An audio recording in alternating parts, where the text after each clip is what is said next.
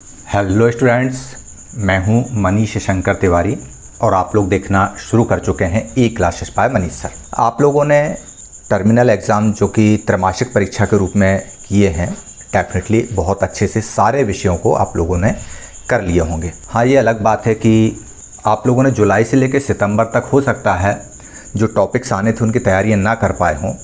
फिर भी यदि आपने ई क्लासेस बाय मनीष सर का क्लास 9th के लिए जो सपोर्टिव हमने लिंक्स भेजी थी उसका यदि आप लोगों ने यूज़ किया होगा तो आपका पेपर बहुत अच्छा गया होगा।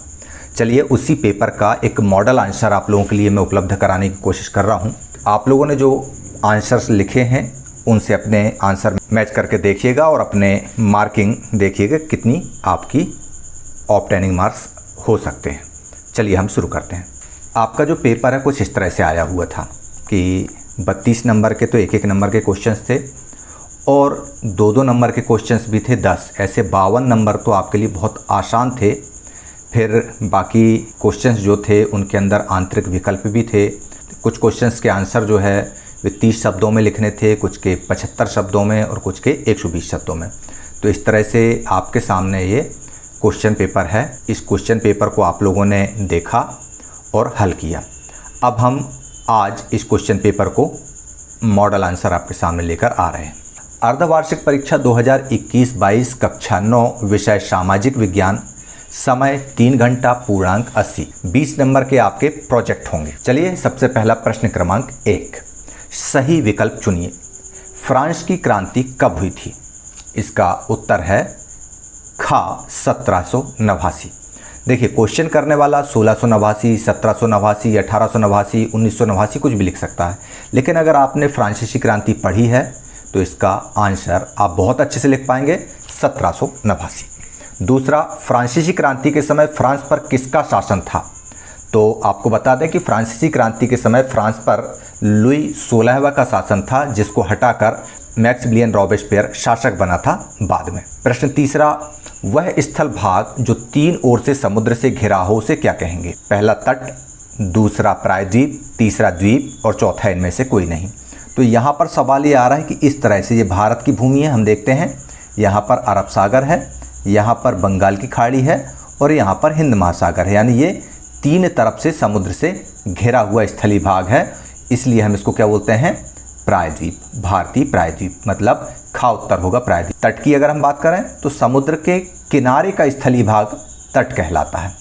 और द्वीप की अगर हम बात करें तो द्वीप के चारों तरफ पानी होता है, 3 तरफ से नहीं, इधर नॉर्थ, साउथ, ईस्ट, वेस्ट चारों तरफ अगर पानी है और बीच में कोई स्थलाकृति निकल आई है तो उसको हम द्वीप कहते हैं। प्रश्न क्रमांक पहले का चौथा, पूर्वी घाट का सर्वोच्च शिखर है। पूर्वी घाट हमारा इस तरफ है, तो इसका सर्वोच्च शिखर जो है वह है खा महेंद्रगिरी पर्वत। इनमें से कौन सी पूंजी स्थायी पूंजी नहीं है? तो पहला आंसर है बीज, यही स्थायी पूंजी नहीं कहलाएगी। क्यों? क्योंकि हमने बीज बो दिया एक बार, इसके बाद ख़त्म। हाँ, मशीन जो है वह लंबे समय तक अपनी सर्विस देती है, जनरेटर है, औजार हैं, ये लंबे समय तक अपनी सेवाएं देते हैं, लेकिन बीज 1 टाइम यूजेबल है। इसके बाद छठवा, इनमें से कौन सी अस्थायी या कार्यशील पूंजी है? तो इसका भी पहला ही उत्तर नगद रुपया जो है वह है कि अस्थायी पूंजी है। और नगद रुपया इसलिए क्योंकि इसको एक बार खर्च कर दिया तो हाथ से गया फुर। जनरेटर, टरबाइन, थ्रेसर ये लंबे समय तक अपनी सेवाएं देते हैं। इसके बाद हम आते हैं अगले क्वेश्चन पर, रिक्त स्थानों को भरिए। फ्रांस की महिलाओं को मताधिकार खालिस्तान सन में प्राप्त हुए। तो इसके बारे में मैंने अपने कंटेंट में, वीडियो में जिक्र किया था कि भारत की आज़ादी के 1 साल पहले फ्रांस में महिलाओं को मताधिकार प्राप्त हुआ था सन 1946 में, 1946 में। 1804 में किसने, मतलब खालिस्तान ने खुद को फ्रांस का सम्राट घोषित किया? तो नेपोलियन ने किया था। ये 1804 से 1815 तक, वाटरलू के युद्ध तक सम्राट रहा। प्रथम विश्व युद्ध की शुरुआत खालिस्तान में हुई, 1918 में हुई। खालिस्तान भारत को 2 बराबर भागों में बांटती है। उत्तर आएगा कर्क रेखा। कर्क रेखा जो है वह भारत को 2 बराबर भागों उत्तर और दक्षिण में विभाजित करती है। भारत और श्रीलंका के बीच में कौन सी खाड़ी स्थित है? तो यहाँ पर है मन्नार की खाड़ी। खालिस्तान झील भारत में खारे पानी की सबसे बड़ी झील है, तो उड़ीसा के डेल्टाई क्षेत्र में स्थित चिल्का झील। ये क्वेश्चन आपके मासिक परीक्षा में भी पूछा गया था। अब एक वाक्य में या एक शब्द में उत्तर दीजिए। तो अगस्त 2002 में किस ऑर्डर के द्वारा पाकिस्तान का संविधान बदल दिया गया था? उत्तर आएगा लीगल फ्रेमवर्क ऑर्डर। इस ऑर्डर को लाने वाले कौन थे? जनरल परवेज मुशर्रफ।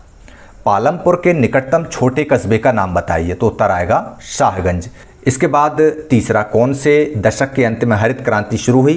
तो पालमपुर गांव की कहानी के अंतर्गत दिया हुआ है कि 1960 के दशक में हरित क्रांति की शुरुआत हुई। अदृश्य बेरोजगारी का दूसरा नाम क्या है?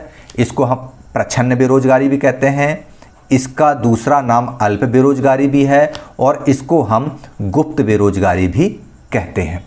रूस का अंतिम जार कौन था? जार मतलब शासक। रूस का अंतिम शासक था जार निकोलस द्वितीय। इसका पूरा नाम अंग्रेजी में ये नीचे दिया हुआ है।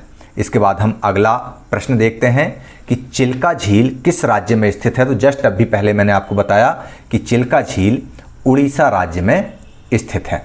इसके बाद में हम देखते हैं भारत किस गोलार्ध में स्थित है। मतलब अगर हम ग्लोब को देखते हैं तो विषुवत रेखा इस तरह से है और इसके ऊपर 8 अंश अक्षांश उत्तरी से शुरू होता है भारत यहाँ पर, अर्थात भारत उत्तरी गोलार्ध में स्थित है। उत्तर आएगा उत्तरी गोलार्ध। सही जोड़ी बनाइए। विश्व का दूसरा सबसे बड़ा देश है कनाडा। टाइल जो है वह सरकार द्वारा वसूल किया जाने वाला कर था, जबकि टाइद चर्च द्वारा वसूल किए जाने वाला कर था। कार्ल मार्क्स की रचना का नाम है दास कैपिटल। जैसलमेर के रेत के टीलों में बरखान बनते हैं। चीन की संसद को राष्ट्रीय जन संसद कहा जाता है, जबकि अधिक उपज वाले बीज जिनको अंग्रेजी में हाई यील्डेड वैरायटी अर्थात HYV कहा जाता है। अब सत्य और असत्य की बात करें तो मानव पूंजी निर्माण आर्थिक विकास के लिए आवश्यक है। बिल्कुल यह कथन सत्य है कि मानव पूंजी का निर्माण आर्थिक विकास में सहयोगी होता है। 18वीं शताब्दी में फ्रांसीसी समाज 2 स्टेट्स में विभाजित था। यह असत्य है क्योंकि फ्रांसीसी समाज 3 स्टेट्स में विभाजित था। इसके बाद तीसरे प्रश्न की तरफ जाते हैं हम। अप्रैल थीसिस का विचार लेनिन ने दिया था। बिल्कुल सही, लेनिन ने ही दिया था। भारत के दक्षिण में हिमालय स्थित है, तो इसका उत्तर असत्य होगा। क्यों? क्योंकि भारत के दक्षिण में है हिंद महासागर और हिमालय जो है भारत के उत्तर में है। चीन में हमेशा सरकार कम्युनिस्ट पार्टी की ही बनती है। बिल्कुल सही जवाब, सत्य है। भारतीय संविधान को लिखने वाली सभा में 299 सदस्य थे। सत्य कथन। अब छठवां प्रश्न आता है। 2-2 अंक के प्रश्न यहाँ से शुरू होते हैं। जैकोबिन क्लब के सदस्य कौन थे? तो फ्रांस के अंदर जैकोबिन क्लब के सदस्य मुख्यतः समाज के कम समृद्ध वर्ग के लोग थे, जैसे छोटे दुकानदार, कारीगर, कारीगरों में जूता बनाने वाले, पेस्ट्री बनाने वाले, घड़ी साज, छपाई करने वाले, नौकर और दिहाड़ी मजदूर। इस तरह से आप उत्तर लिखेंगे तो आपको पूरे 2 अंक मिल जाएंगे। या अगर किसी ने लिखा है कि टाइद और टाइल क्या है, तो फ्रांस का जो धार्मिक कर था वह टाइद था और गवर्नमेंट द्वारा जो वसूल किया जाता था टैक्स, उसको हम टाइल कहते थे। 7वां प्रश्न, उन देशों के नाम बताइए जो क्षेत्रफल में भारत से बड़े हैं अथवा अरब सागर तथा बंगाल की खाड़ी में स्थित द्वीप समूह के नाम बताइए। तो मैक्सिमम बच्चों ने ये दूसरा वाला किया होगा, अरब सागर वाला। फिर भी आपको दोनों उत्तर आने चाहिए। तो क्षेत्रफल की दृष्टि से भारत से बड़े देश हैं रूस, कनाडा, संयुक्त राज्य अमेरिका, चीन, ब्राज़ील और ऑस्ट्रेलिया। जबकि अगर आपने दूसरा उत्तर हल किया है तो अरब सागर में स्थित द्वीप समूह का नाम है लक्षद्वीप समूह और बंगाल की खाड़ी में जो द्वीप समूह है उसका नाम है अंडमान और निकोबार द्वीप समूह। इसके बाद प्रश्न क्रमांक 8, लोकतंत्र की कोई 2 विशेषताएं लिखिए अथवा लोकतंत्र का अर्थ सरल शब्दों में लिखिए। इसका उत्तर हम देखते हैं। तो लोकतंत्र की विशेषताओं में अगर हम जाते हैं तो पहली विशेषता, लोकतंत्र वह शासन व्यवस्था है जिसमें शासकों का चुनाव जनता करती है। दूसरा, लोकतंत्र में प्रत्येक नागरिक को बिना भेदभाव राजनीतिक अधिकार प्राप्त होते हैं। ये तो हो गया ये। और इन्हीं 2 विशेषताओं में से जो पहली विशेषता है वही इसकी सरलतम परिभाषा भी है। क्या? लोकतंत्र वह शासन व्यवस्था है जिसमें शासकों का चुनाव जनता करती है।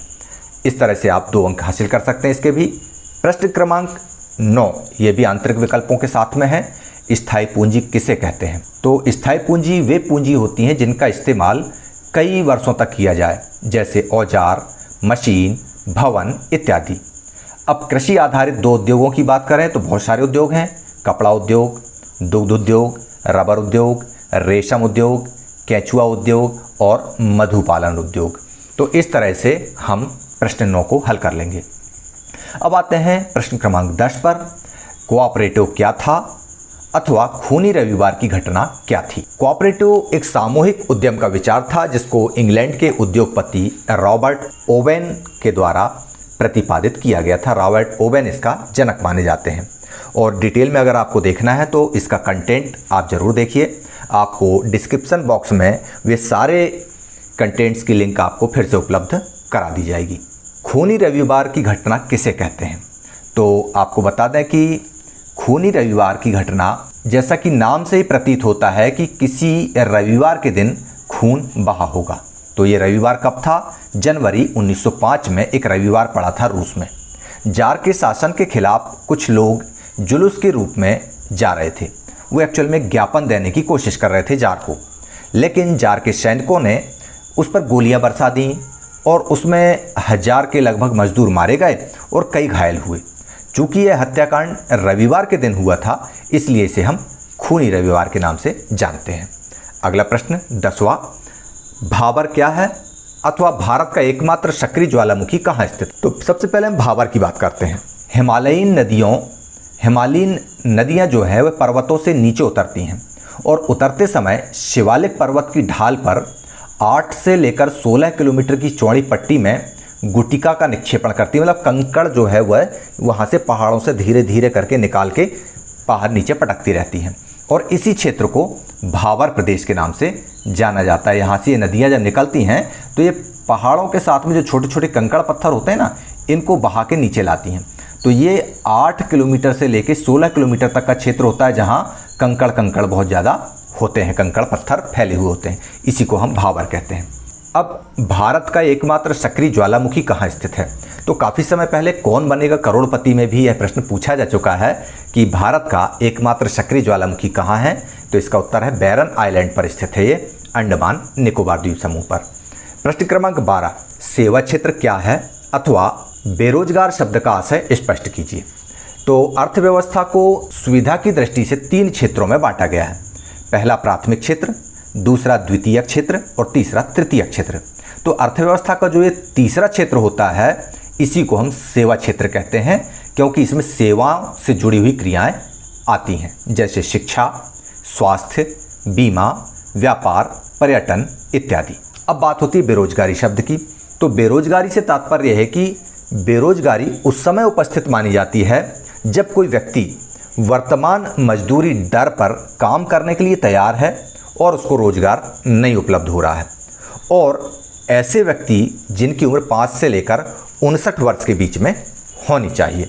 अर्थात बेरोजगारी केवल उस श्रम बल जनसंख्या में विद्यमान रह सकती है जिनकी उम्र 15 से 59 वर्ष के बीच होती है। इसके बाद हम बात करते हैं संविधान से क्या आशय है अथवा लोकतंत्र के 2 प्रमुख दोष लिखिए। तो संविधान से आशय है कि संविधान नियमों का, लिखित नियमों का एक ऐसा संग्रह है जिसके अनुसार सरकार का निर्माण होता है, जो कि नागरिकों और सरकार के बीच संबंध को तय करता है। किसी देश का सर्वोच्च कानून संविधान होता है। संविधान लिखित भी हो सकता है और संविधान अलिखित भी हो सकता है, लेकिन संविधान देश का सर्वोच्च कानून होता है। अब लोकतंत्र के 2 प्रमुख दोषों की अगर हम बात करें तो पहला दोष है कि लोकतंत्र भ्रष्टाचार को बढ़ावा देता है, क्योंकि यह चुनावी प्रतिस्पर्धा पर आधारित होता है। दूसरा दोष, निर्वाचित नेता लोगों के सर्वश्रेष्ठ हितों से परिचित नहीं होते। ऐसे में कई बार वे गलत निर्णय ले लेते हैं। अच्छा, लोकतंत्र में बार बार नेता बहुत जल्दी बदलते रहते हैं, इसकी वजह से एक राजनीतिक अस्थिरता का वातावरण बन सकता है। तो ये हो गए लोकतंत्र के प्रमुख दोष। आपको सिर्फ 2 दोष लिखना है। यहाँ पर हमने सुविधा की दृष्टि से और भी दोष लिखे हुए हैं जो आप लिख सकते हैं। पालमपुर गांव की गैर कृषि क्रियाएं लिखिए अथवा संसाधन के रूप में लोक से आप क्या समझते हैं। तो गैर कृषि क्रियाओं में लघु स्तरीय विनिर्माण, डेयरी, परिवहन, दुकानदार ये शामिल थे। अब हम संसाधन के रूप में लोग की बात करें तो इससे अभिप्राय यह है कि देश के कार्यशील लोग जिनमें कुशलता और योग्यता है। संसाधन के रूप में लोग सकल राष्ट्रीय उत्पाद में योगदान करते हों और एक बड़ी जनसंख्या का यह सकारात्मक पक्ष बनकर आता है जब लोग संसाधन के रूप में कार्य करते हैं। लेकिन यदि ये संसाधन के रूप में ना काम करें तो ये बहुत बड़ा बोझ भी साबित होते हैं। प्रश्न क्रमांक 15, 1789 की फ्रांस की क्रांति का तात्कालिक कारण क्या था? अथवा कार्ल मार्क्स का पूंजीवाद पर क्या विचार था? सन 1789 में फ्रांसीसी क्रांति का तात्कालिक कारण था एस्टेट जनरल की बैठक और उसमें जो टैक्स लगाए जाने का प्रस्ताव आया था उसी कारण क्रांति भड़क उठी थी। तो इसमें किसी तरह का कोई डाउट नहीं होना चाहिए कि फ्रांसीसी क्रांति का तात्कालिक कारण टैक्सों में वृद्धि तो थी, लेकिन टैक्सों में वृद्धि का सिगुफा छूटा था। टैक्सों में वृद्धि की बात एस्टेट जनरल में हुई थी, तो हम एस्टेट जनरल की बैठक को ही फ्रांसीसी क्रांति का तात्कालिक कारण मानेंगे।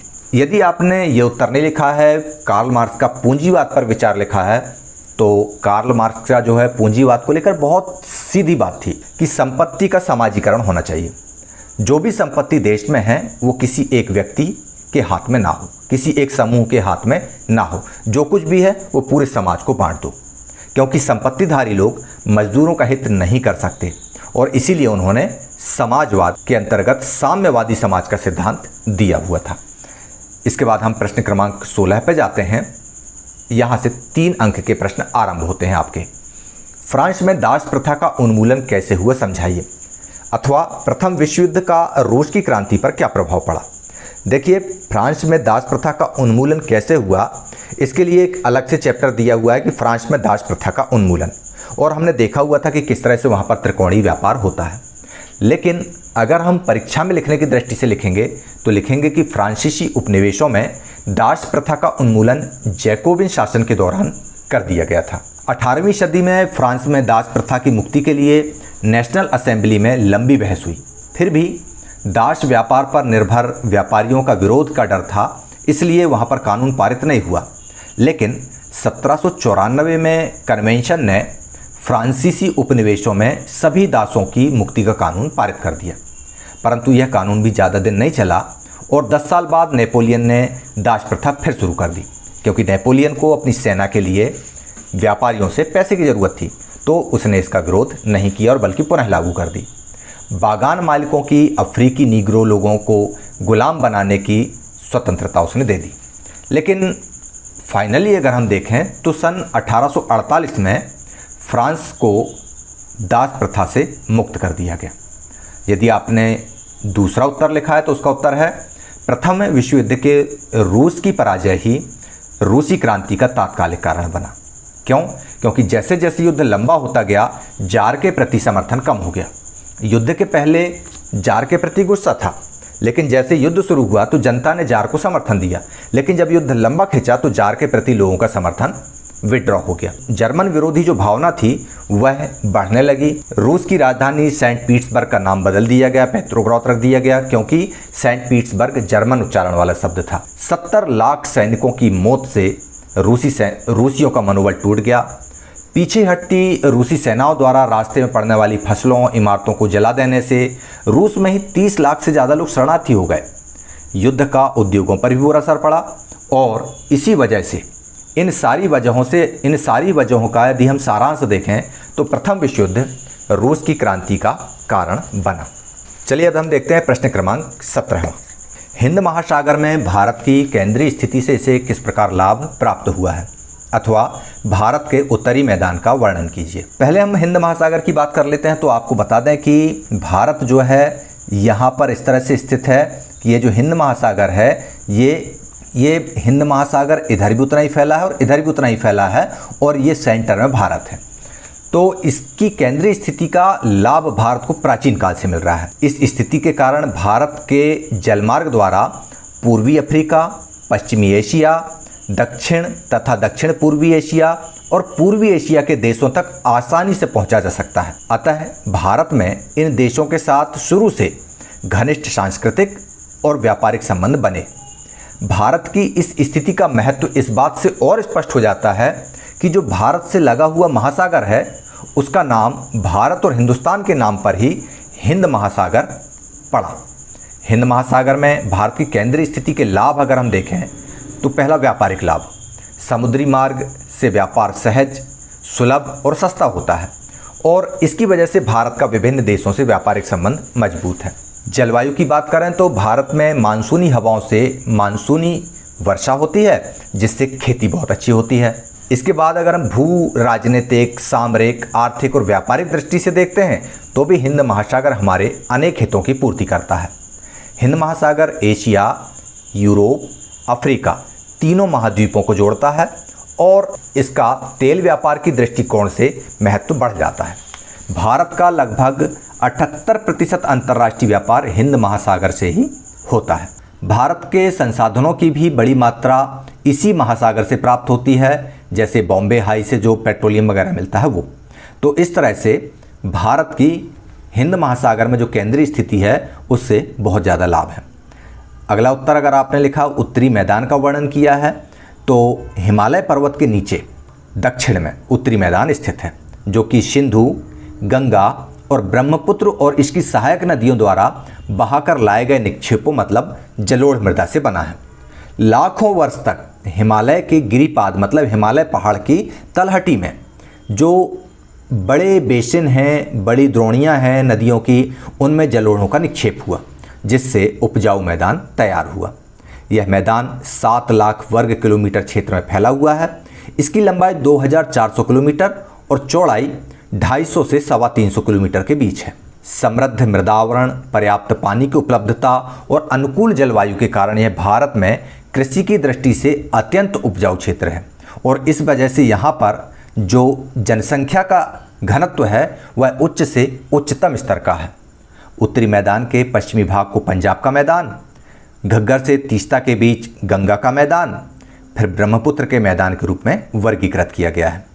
इस मैदान के अंतर्गत अगर हम राज्यों की बात करें तो पंजाब, हरियाणा, दिल्ली, उत्तर प्रदेश, बिहार और असम इसके अंतर्गत आते हैं।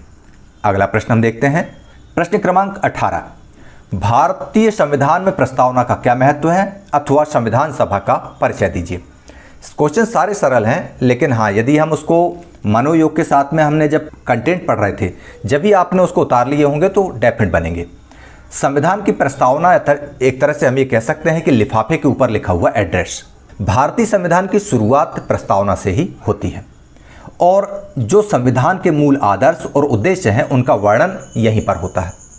प्रस्तावना किसी भी संविधान का प्रारंभिक कथन होता है जिसमें उसके निर्माण के कारणों का उल्लेख होता है तथा उसके उद्देश्यों और आकांक्षाओं का संक्षिप्त वर्णन भी मिलता है। संविधान प्रस्तावना की एक ऐसा झरोखा या एक ऐसी खिड़की है जिसमें संविधान के निर्माताओं की भावनाएं और उनकी आशाओं का दृश्य दिखाई पड़ता है। इसी कारण भारतीय संविधान की प्रस्तावना को संविधान निर्माताओं की दिलों की कुंजी कहा जाता है। यद्यपि प्रस्तावना संविधान का कोई भाग नहीं होता क्योंकि संविधान आरंभ उसके बाद होता है, लेकिन कई देशों में संसद को प्रस्तावना में भी संशोधन का अधिकार प्राप्त होता है। भारत को भी अधिकार प्राप्त है। 1976 में भारतीय संसद ने प्रस्तावना में भी संशोधन करके समाजवादी और पंथ निरपेक्ष शब्द को जोड़ दिया था। यहाँ पर धर्मनिरपेक्ष शब्द लिखा हुआ है, एक्चुअल में धर्म नहीं है, वहाँ पर पंथ निरपेक्ष शब्द का इस्तेमाल है। इसके अतिरिक्त जहाँ राष्ट्र की एकता के शब्द का प्रयोग किया गया वहाँ एकता तथा अखंडता का भी प्रयोग किया गया। इस तरह से संविधान की आत्मा के रूप में प्रस्तावना का महत्व स्वीकार किया जाता है। अब आता है संविधान सभा का परिचय। तो जनप्रतिनिधियों की वह सभा जो संविधान को लिखने का काम करती है संविधान सभा कहलाती है। संविधान में भारत के सभी धर्मों, सभी समाज के लोगों को प्रतिनिधित्व दिया गया था और यही कारण है कि संविधान सभा को लघु भारत कहा जाता है। भारत के संविधान का निर्माण इसी संविधान सभा के द्वारा किया गया जिसकी स्थापना सन 1946 में हुई। पहली बैठक 9 दिसंबर 1946 को हुई, दूसरी बैठक 11 दिसंबर 1946 को हुई। पहली बैठक के अध्यक्ष डॉक्टर सच्चिदानंद सिन्हा थे, ये अस्थायी अध्यक्ष थे। इसके बाद स्थायी अध्यक्ष डॉक्टर राजेंद्र प्रसाद को बनाया गया। प्रमुख सदस्य इसके जवाहरलाल नेहरू, डॉक्टर BR अम्बेडकर, सरदार वल्लभ भाई पटेल, KM मुंशी ये लोग थे। संविधान सभा का जो कार्य था वह काफ़ी व्यवस्थित, खुला और सर्वसहमति पर आधारित था। यही इसको पवित्रता और वैधता प्रदान करती है। अगला प्रश्न 19वां, भौतिक पूंजी और मानवीय पूंजी में कोई 3 अंतर लिखिए, अथवा रासायनिक उर्वरकों का प्रयोग क्यों हानिकारक है। यदि हम अंतर का आधार देखते हैं और फिर तुलना करते हैं तो अंतर करने का सही तरीका यही होता है। अर्थ, भौतिक पूंजी का अर्थ कंपनी की गैर मानवीय संपत्ति से है, जैसे संयंत्र, मशीन, उपकरण इत्यादि, जबकि मानव पूंजी से तात्पर्य कर्मचारियों के ज्ञान, प्रतिभा और कौशल से है। प्रकृति की बात करें तो भौतिक पूंजी हमको आंखों से दिखाई देती है, वास्तविक है। मानव पूंजी अमूर्त है, इसको हम आंखों से नहीं देख सकते, सॉफ्टवेयर की तरह है। गठन आर्थिक और तकनीकी प्रक्रिया का गठन करती है भौतिक पूंजी, जबकि मानव पूंजी सामाजिक प्रक्रिया और अधिकारों के प्रति सचेत होने का निर्णय है। व्यापारिक स्थिति, भौतिक पूंजी का बाजार में कारोबार किया जा सकता है, मानव पूंजी में केवल सेवाएं बेची जा सकती हैं। पृथकत्व यह अपने मालिक से अलग होती है, लेकिन मानव पूंजी अपने मालिक का ही हिस्सा होती है। इस तरह से आप इसके 3 पॉइंट्स लिख सकते हैं। रासायनिक उर्वरकों से क्या हानि है, तो हानि ही हानि है। रासायनिक उर्वरकों से नदी खराब होती है, पानी खराब होता है, मिट्टी खराब होती है और उसका गुणवत्ता में अंतर आता है। इसकी वजह से फसलों का नुकसान होता है। इसके अलावा जो फसल आती है रासायनिक उर्वरकों के प्रयोग से, वे भी मनुष्य के स्वास्थ्य के लिए हानिकारक होती हैं। तो इस तरह आप उत्तर लिख सकते हैं। प्रश्न क्रमांक 20, उन जनवादी अधिकारों की सूची बनाइए जो फ्रांसीसी क्रांति से हमको मिले, अथवा बोल्शेविकों ने अक्टूबर क्रांति के फौरन बाद रूस में क्या परिवर्तन किए। तो पहले अपन फ्रांसीसी क्रांति की सूची देख लेते हैं। स्वतंत्रता का अधिकार मिला हमको, समानता का अधिकार मिला, धर्मनिरपेक्षता का अधिकार मिला, अभिव्यक्ति का अधिकार मिला और मतदान का अधिकार मिला। इन अधिकारों की जो उद्गम स्थल है वह फ्रांसीसी क्रांति ही है। इनका डिटेल आपकी स्क्रीन पर है।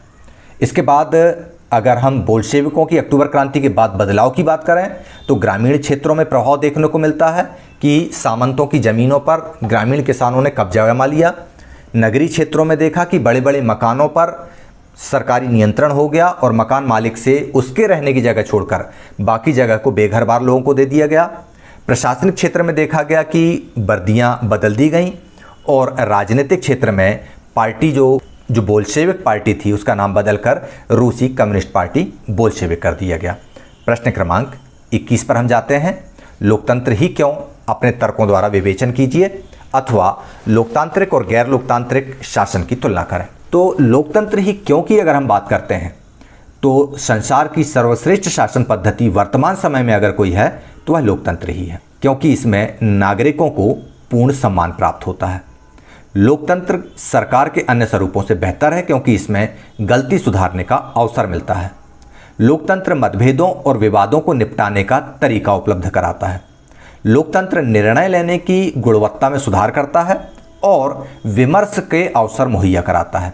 तो ये तमाम तर्क हमको ये बताते हैं कि शासन की श्रेष्ठ व्यवस्था के रूप में लोकतंत्र ही क्यों।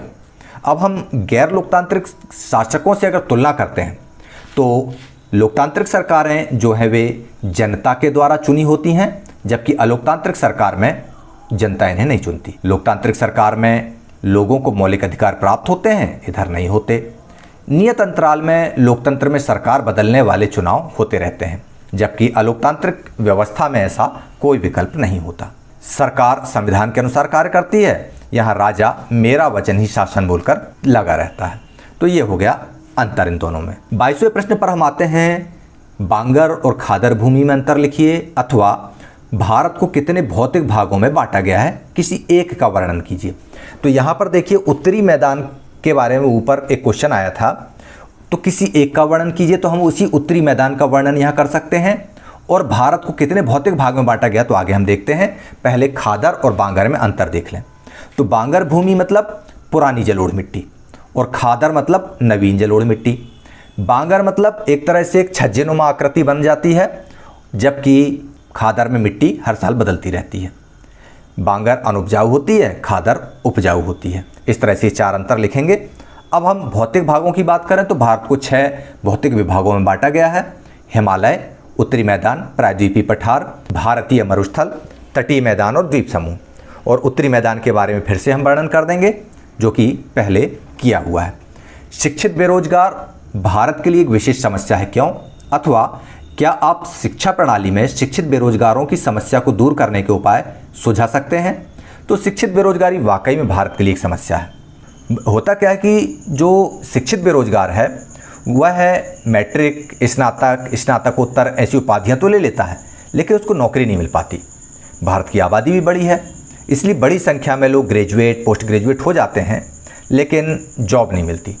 कुछ विशेष श्रेणियों में जनशक्ति की अधिकता के कारण और कुछ अन्य श्रेणियों में जनशक्ति की कमी विद्यमान है। तकनीकी शिक्षा का भी अभाव बेरोजगारी का कारण है। तो शिक्षित बेरोजगारी से जनशक्ति संसाधन की बर्बादी तो होती ही है, साथ ही साथ ये देश के लिए एक जिम्मेदारी की तरह बन जाते हैं, एक बोझ की तरह बन जाते हैं। इसके बाद शिक्षा प्रणाली में शिक्षित बेरोजगारों की समस्या दूर करने का सबसे अच्छा उपाय है कि शिक्षा प्रणाली व्यावसायिक हो। प्राथमिक क्षेत्र को विकसित करने के उपायों को अध्ययन से जोड़ा जाए। बायोटेक्नोलॉजी और इंफॉर्मेशन टेक्नोलॉजी का अध्ययन एजुकेशन सिस्टम में जोड़ा जाए। श्रमिकों की कुशलता पर जोर दिया जाए और शिक्षित बेरोजगारों की समस्या को दूर करने के लिए बेरोजगारों को कृषि की आधुनिक विधियों का ज्ञान दिया जाए। यदि प्राथमिक क्षेत्र में उन्नति होगी तो उससे द्वितीय क्षेत्र बढ़ेगा और तृतीय क्षेत्र में भी रोजगार के अवसर उपलब्ध होंगे। इस प्रकार आप लोग इस पेपर के उत्तरों को आप लोगों ने लिखा होगा। अब आप काउंट कर लीजिए कि आपको 80 में से मैक्सिमम कितने अंक मिल सकते हैं। चलिए ठीक है, ज़्यादा समय हम इसमें नहीं लेंगे। यदि आपको इस मॉडल आंसर की PDF चाहिए है तो डिस्क्रिप्शन बॉक्स में लिंक दी गई है, उसको क्लिक कीजिए और डाउनलोड कर लीजिए। आज के लिए इतना काफ़ी है। धन्यवाद। जय हिंद।